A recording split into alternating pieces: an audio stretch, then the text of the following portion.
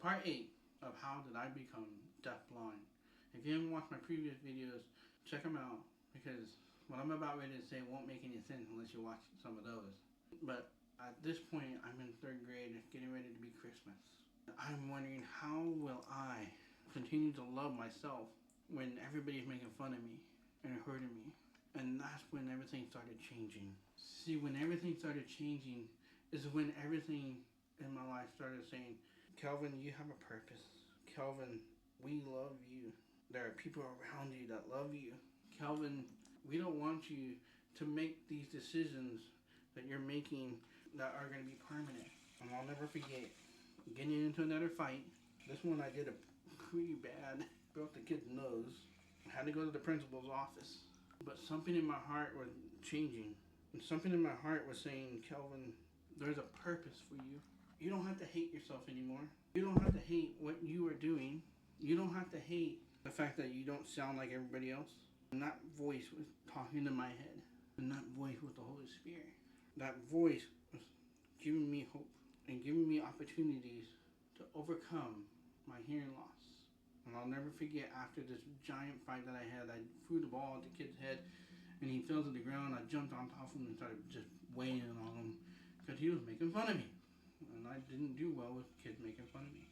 And when he did that, they pulled me off. I realized I made a mistake. I went a little too far. And I was scared to get a spell because I was at a private school. But I asked the principal, and I said, I'm sorry for what I did. And I got in-school suspension. And the principal said to me, well, you're going to have to be in school suspension. And he asked, do you have any other questions for me? And I said, yeah, I got one more. And he says, what is it? And I said, I've been feeling something in my heart. And I realized I don't want to be so angry at everybody else. And he said, oh, really? He said, and I said, I want to accept Christ into my life. And I want to overcome this challenge of being hard of hearing. So he pulled out his Bible and said, let me read you this Romans 10:9. You confess your mouth that Jesus Christ is your Lord, and he died on the cross, rose again on the 3rd day, and you ask for forgiveness. You're saved. And him and I prayed that prayer, and that forever changed my life. Because now I knew I was loved by somebody. I knew that I was going to be loved by somebody for the rest of my life.